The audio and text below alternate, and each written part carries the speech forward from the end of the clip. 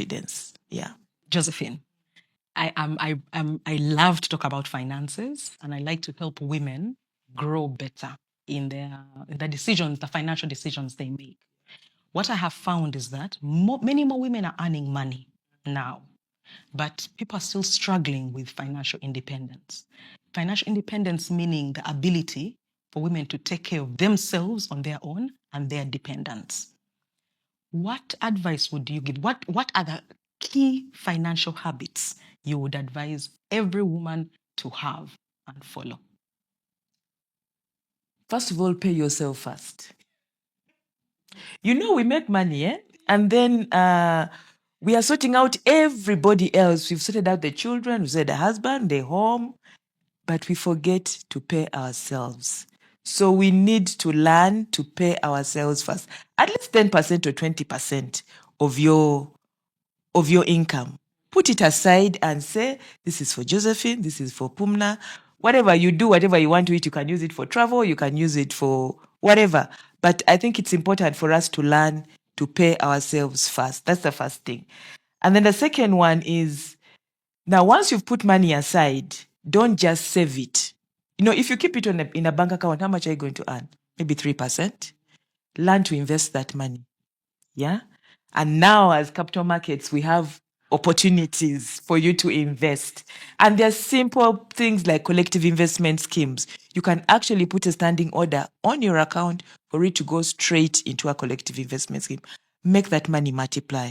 Invest. You can do that. That is passive investment, but you could also invest maybe in other things like houses. I know most of us like to put money in land, but it can be cumbersome. In the meantime, just put that money where it is earning an interest. Invest the money. Thirdly, I think the other one I would say is try and have multiple streams of income. Have a small side hustle that you do. That could come out of what you like to do. Some people like to bake, others like to maybe decorate, others like to make clothes, anything that you like to do, others like to teach. So make money out of that hobby, that passion that you have. Have a small side hustle to supplement your income. So in the event that this one is not available, you have something that is going to continue bringing you some income. And then while you do this, also set some financial goals.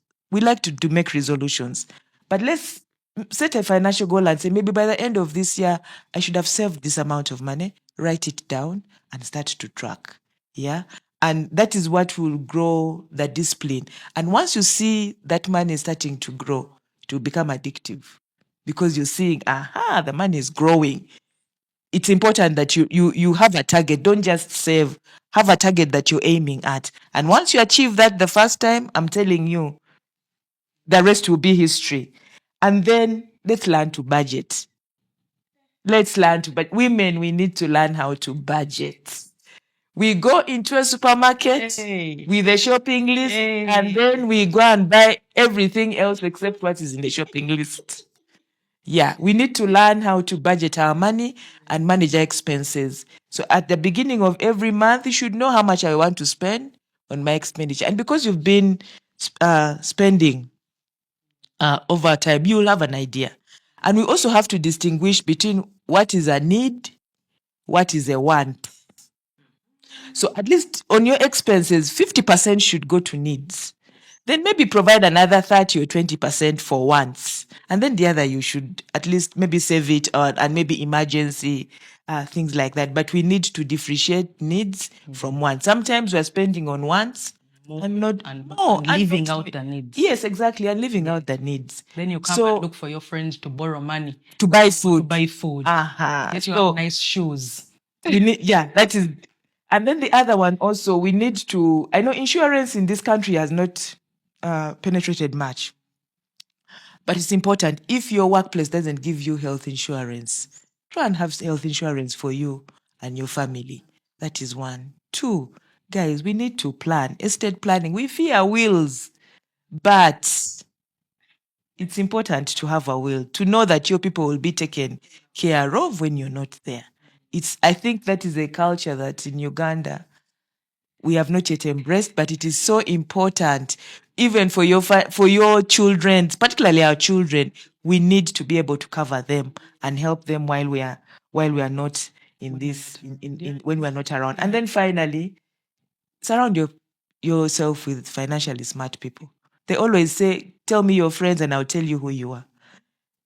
Put smart financial people around you so that you learn and how they are doing it, how they are making it. There'll be challenges, but they'll encourage you. But now if you have friends who are spenders, you'll spend. You'll spend. Yeah. This is true. Yeah. Yeah. I feel like you're preaching